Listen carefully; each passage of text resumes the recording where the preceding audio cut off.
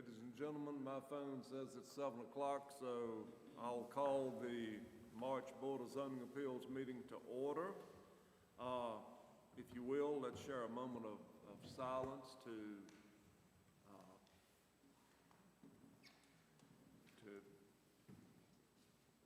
thank to whoever you need to guide us in this meeting.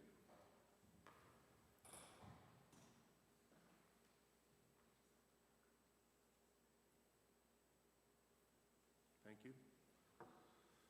Roll call. Mr. Brumfield?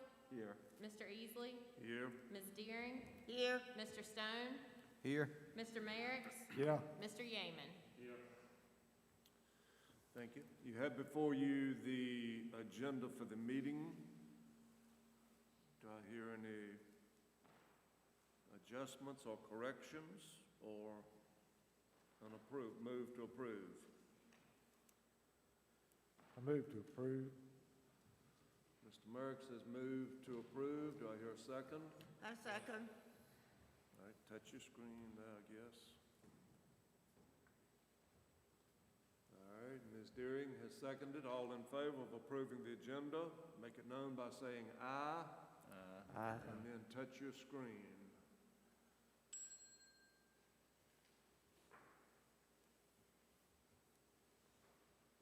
Look at the screen, be sure everybody has voted. All right, thank you.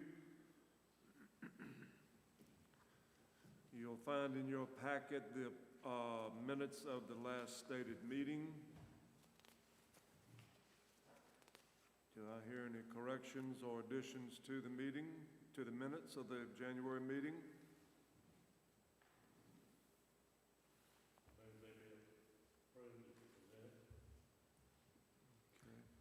Okay. Hit your mover button.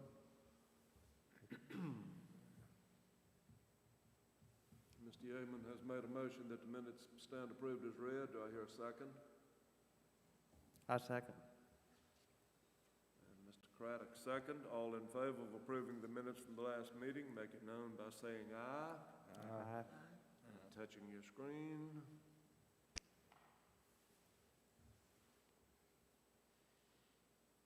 Okay, good to go. Any old business? We do not have any old business. Okay, thank you, ma'am. Any new business?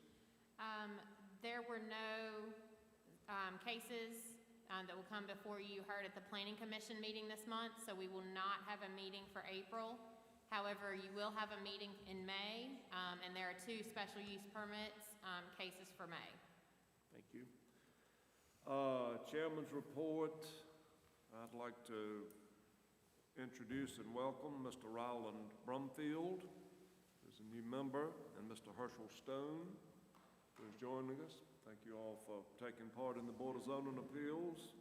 We look forward to working with you in the coming year. Thank you. Okay, we will open the public hearing, and I'll read the Board of Zoning Appeals zoning precepts. Ladies and gentlemen, pursuant to Article 5, Division 7 of the Pittsylvania County Zoning Ordinance, we, the Board of Zoning Appeals, have been empowered to hear and decide specific applications and appeals in support of said ordinance. In accomplishing this important task, we are charged with promoting the health, safety, and general welfare of the citizens of Pittsylvania County. We must ensure that all our decisions and recommendations be directed to these goals, and that each be consistent with the environment, the comprehensive plan, and in the best interest of Pittsylvania County, its citizens, and its posterity. Anyone here to speak to the board, other than the applicant, regarding zoning cases will be limited to 3 minutes. First case is case S-21-001. Ms. Ragsdale, your report.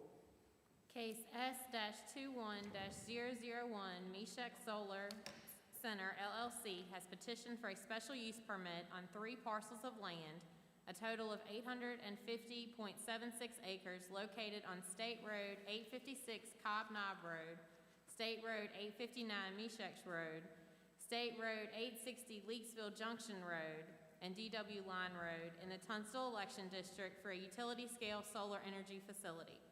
The Planning Commission recommended by 8-0 vote with no opposition that the petitioner's request be granted with the conditions submitted by staff.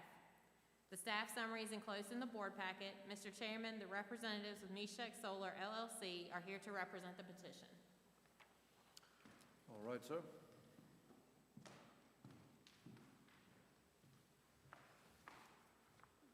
And I'm sorry, would y'all repeat your names?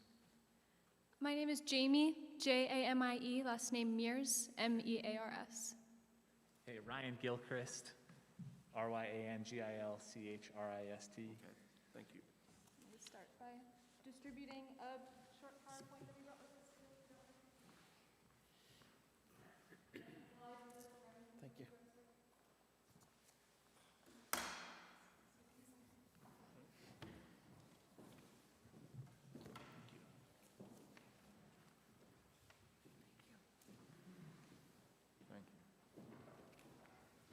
Thank you.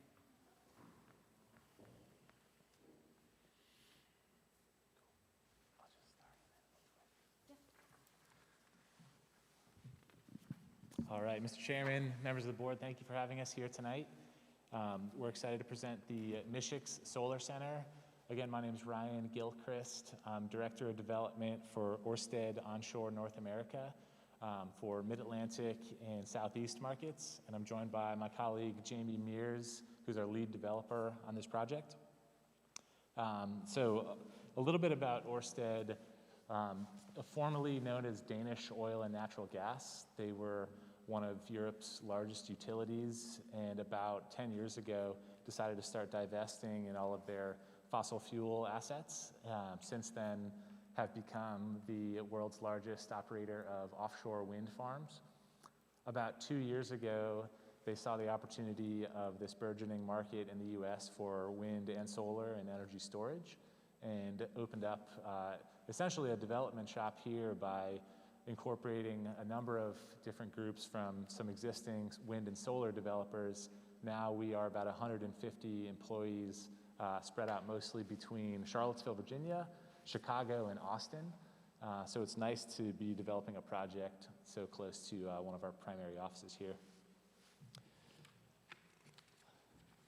So I'll just quickly walk through the slide that says Ørsted as a long-term owner. Just one of the things that separates us from some other developers is that we're involved with the project from the very first communication with the landowner, oftentimes all the way through operations and maintenance. So, I personally enjoy that because it gives you the opportunity when you're, making a promise to the landowner or to the local community, when you're talking about these entitlements, for example, you can offer things that you actually stand behind. So, right now we are in this first column still, the development phase. We are, pretty advanced in the actual site diligence itself. We've done all the environmental studies. Simultaneously, we're working on the power purchase agreement, so having a long-term owner or purchaser of the power, I should say. The build phase, and Jamie will go into the more details on the construction, but that'll take about a year, in which Ørsted remains as essentially the general contractor, and we hire an EPC, an engineering, procurement, and construction firm to do the construction. And then we have an operations and maintenance team who's currently operating a number of wind farms throughout the Midwest, and as of a few months ago now, a 300 megawatt project, solar project in Texas, and a 240 megawatt project in Muscle Shoals, Alabama. So this combined with a number of other projects in Virginia and North Carolina, we would most likely have basically a regional office that would oversee probably 3 or 4 solar farms, be an hour or 2 drive from each of them. So yeah, this is our latest project. We're excited about it, and my colleague Jamie will dive into the details. I'll be around to answer questions. Awesome, thank you, Ryan. As Ryan said, my name is Jamie Mears, and I am a project developer with Ørsted and have the great fortune of working with Ryan in our Charlottesville office. I will go ahead and jump ahead to some of our regional and project site maps located on your following slides. This just shows the approximate location of the project, but some more detailed site maps are provided later on in the PowerPoint. As far as the project summary slide goes, on slide 5, this is where you'll see a lot of the county ordinances listed here that we are incorporating into our site plan. Most notably so, wanted to highlight the annual combined lease and tax revenue item, the $640,000 number. This is a number that is projected to be split 50-50 between Pittsylvania County and Henry County, as both counties are involved in the permitting. The site is sited in both counties, and we've already received our special use permit from Henry County at this time. I also wanted to highlight the construction jobs listed last on this slide. We do estimate approximately 150 jobs brought during the construction phase. And moving on to slide 6, this talks a little bit about our engagement with a program in Virginia specifically called SHINE, Solar Hands-On Instructional Network of Excellence. And Orsted was a founding member of this group that encourages solar hands-on technical training at the local level to ensure that those jobs stay local. And those folks are training for permanent O&M jobs, operations and maintenance jobs, which we expect approximately 2 to 3 permanent O&M jobs associated with this project. Moving on to the site plan notes, as I mentioned, these are the ordinances outlined for us by the county. A lot of these are common across all projects, but I do want to highlight the visual buffer. A lot of these site boundaries already have an existing tree buffer. You'll see those in images following, but anywhere where the trees are not already there, we will be adding them, and where the trees are, we will be maintaining those visual buffers to make sure that they abide with the county ordinance.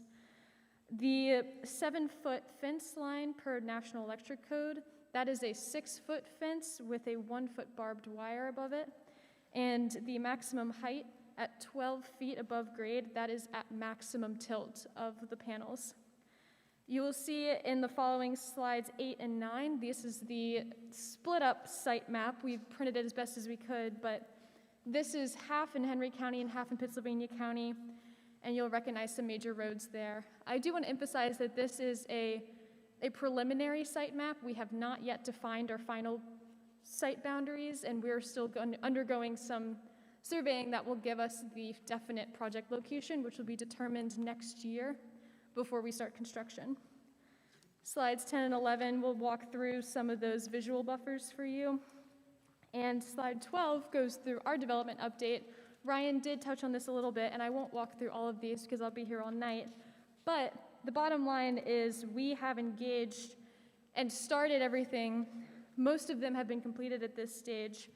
And the next major phase that we'll be moving into is the Virginia Permit by Rule process, the PBR, with the Virginia DEQ, and that will give us the final outline of the site based on results from those surveys. We have worked with the U.S. Army Corps of Engineers, DCR, and many other organizations that have help us ensure that we are being good stewards of the land here in Pittsylvania County. These numbers will influence our construction schedule listed on slide 13, where we anticipate a construction start in mid to late next year, 2022, and that construction phase will take approximately 1 year. Over the course of the next year and a half, we will accelerate towards construction once the PPA is negotiated and we complete the Virginia PBR process. Slide 14 walks through some of the conditions specifically highlighted by Pittsylvania County Board last year. We received a special use permit for this project last year, and since then have gone back and added property to the proposed site plan. And so that's why we're back here now. We have a permit already, but we're coming back and adding the Henry County piece as well. So these were some of the conditions that we spoke about last year that we're bringing back and are happy to abide by. And lastly, 2 major concerns that often come up in counties that we want to highlight right off the bat. Sound, it is amazing how quiet these farms are, and the inverters are centrally located on purpose, so that way the sound is not audible at the fence line. And it's located centrally, so that way we know that when we are standing at the outside of the project, it is inaudible above the outdoor ambient noise, and especially low during the O&M phases. Lastly, the fire and safety. This is an important piece of any solar project and can bring up concerns, but we've been engaging with the Cascade Fire Department already, and we've secured a strong relationship with them.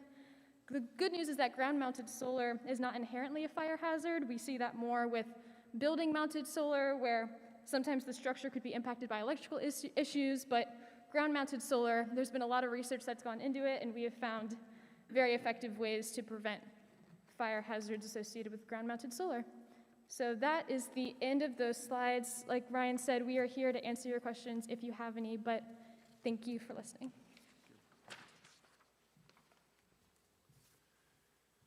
Thank you. Any questions from the board for the applicants?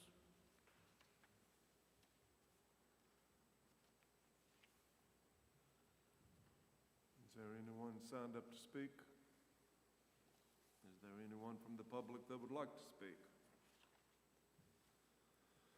All right. With that being said, we will close the public hearing at 7:16. And we'll go into discussion and look at our situation. The staff has presented 17 recommendations. And this is what we've been going with in the past. Does the board have any other recommendations they would request being added to the list of 17?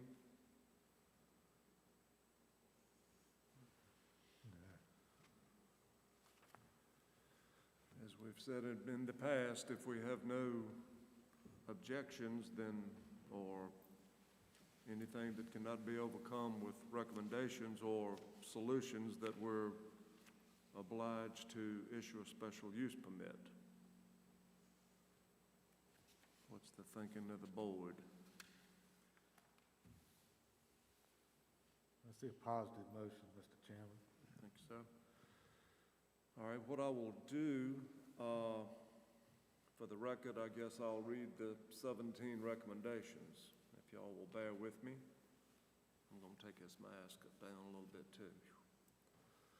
Staff recommends approval of the request with the following conditions. Site development plan, location. All solar panels and other above-ground equipment will be located within the project area shown on the conceptual site plan included with the special use permit application. All site plan requirements in section 35-141 must be met before permits are issued.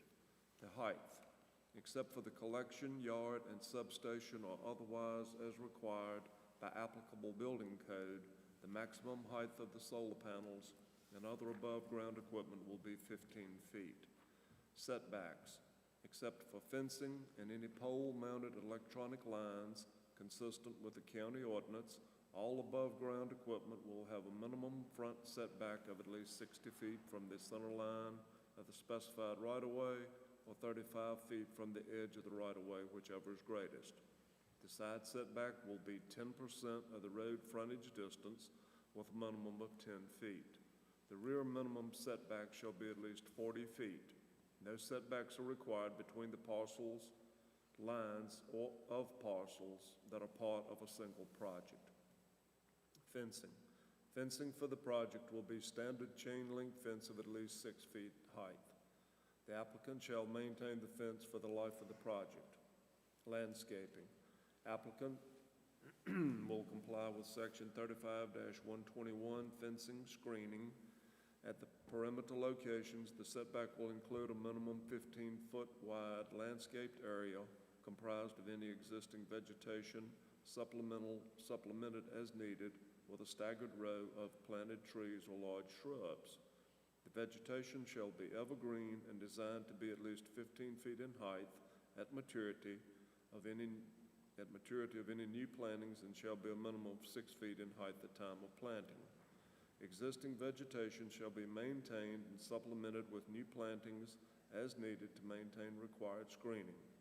Prior to construction, site plan approval, a landscaping maintenance plan will be submitted to the zoning administrator for approval, which shall provide for the posting of a bond or either surety in an amount sufficient to ensure that the plantings are successfully established and the landscaping is maintained or replaced during the life of the project. Construction management and mitigation.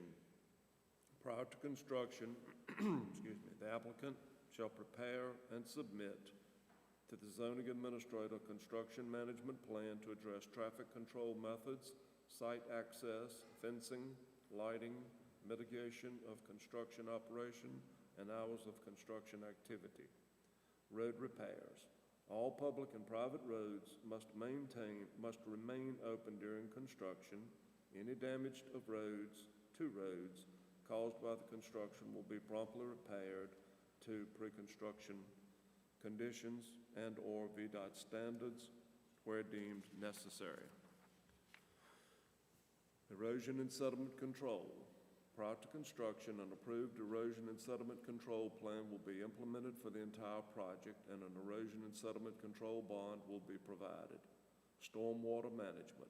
Prior to construction, a Virginia Stormwater Management Program permit from the Virginia DEQ will be obtained for the project, including an approved stormwater pollution prevention plan. Operational noise and electrical interference. The project will comply with all applicable county requirements for noise and shall not generate or create electrical interruptions or interference with existing electrical or electronic uses. Operational light. Fixed lighting at the perimeter of the project will be limited to gates and will be shielded, downward facing, to minimize light spillage and shall be motion activated. Compliance. The project shall be designed, constructed, and tested to meet all applicable local, state, and federal standards. Decommissioning. In accordance with Section 35-14E, the applicant shall completely decommission the facility within 12 months if the facility ceases to generate electricity for a continuous period of 12 months, including all solar collectors, cabling, electrical components, fencing, and any other associated equipment, facilities, and structures. Prior to construction and approval of the entire site plan, a decommissioning plan will be submitted to the zoning administrator, which shall provide for the posting of a bond or other surety acceptable to the county in the amount of the decommissioning cost, not including salvage value for the project.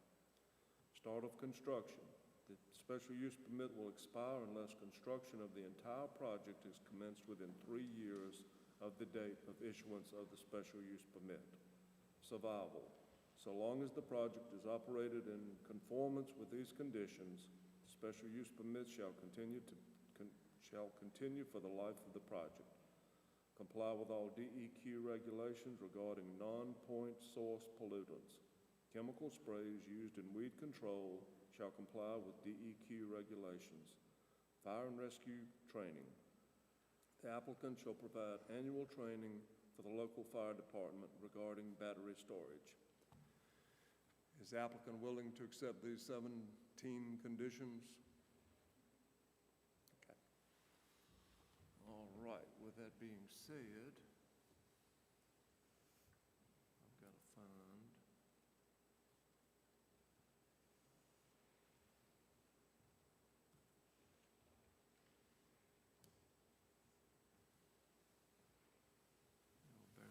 while I find the motion.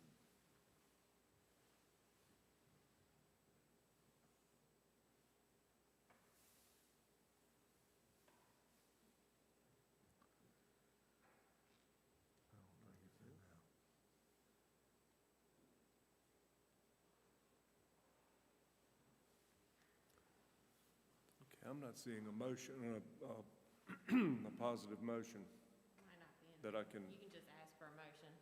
pardon me? You can just ask for a motion. All right. So we will entertain a positive motion for the issuance of the special use permit with the recommendation, the 17 recommendations coming from the staff. Do I hear a motion in favor of that? I make that motion. Mr. Merrick's has made the motion to approve. Do I hear a second? Second. Touch your screen. Get your screen up, there you go. Okay, we've got a motion from Mr. Merrick's and a second from Mr. Yeaman. All those in favor of approving case S-21-001, make it known by saying aye. Aye. Touching your screen.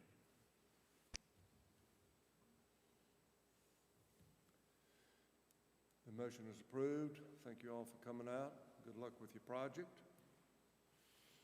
Do I hear a motion that we adjourn? So moved. I can't move. Okay. All those in favor, stand up. Thank you.